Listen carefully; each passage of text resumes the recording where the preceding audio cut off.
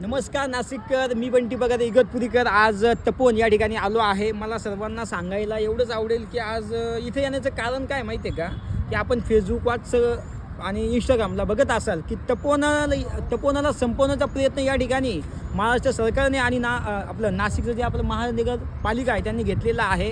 तर माझं त्यांना एकच सांगणं आहे की आम्हाला तुम्हाला कोणताही विरोध करायचा नाही, फक्त हे झाडं आमचं जीव आहे, त्यांना आम्हाला वाचवायचं आहे. कारण करोनाच्या काळात आपण ऑक्सिजनची काय किंमत होती ते आपण सर्वांनी बघितलेली आहे. त्यामुळे मला एकच सांगणे सरकारला, महानगरपालिकेला सुद्धा, की झाडं या ठिकाणी वाचली पाहिजे, कारण ती काळाची गरज आहे. निसर्गाने आपल्याला भरपूर काही गोष्टी दिलेल्या आहेत, तर निसर्गाची काळजी घेणं सुद्धा आपल्या सर्वांचं कर्तव्य आहे. त्यामुळे हे झाडं तोडू नका. हे झाडं आमचं जीव की प्राण आहे आणि एकही झाड या ठिकाणी आम्ही तोडू देणार नाही. आणि राहिला कुंभमेळ्याचा विषय, तर कुंभमेळा नाशिकमध्ये होतोय, ही सर्वांसाठी आनंदाची गोष्ट आहे. आम्हाला अभिमान आहे की आमच्या ठिकाणी कुंभमेळा होतोय.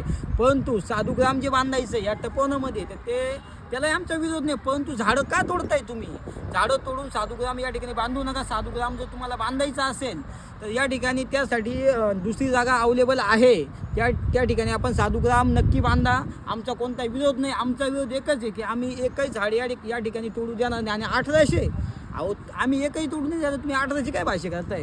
आम्ही एकही झाड तोडू देणार नाही. त्यामुळे झाडं लावा, झाडे जगवा. आपण ते लावून आहे 15,000, पण ते कुठे लावणार आहे? हे तोडून लावायचे. हेच मोठे मोठे झाडे, हेच सांभाळा. आपण बघत असाल या ठिकाणी नाशिकचे सर्व नागरिक आलेले आहे. ते कशासाठी आले की नाशिक वाचलं पाहिजे, तपोवन वाचलं पाहिजे. त्यामुळे नाशिकला वाचवण्यासाठी आपण सर्वांनी या मोहिमेत सहभाग घ्यायचा आहे. झाडे लावा, झाडे जगवा, हाच संदेश या ठिकाणी देतो आणि या ठिकाणी थांबतो. धन्यवाद.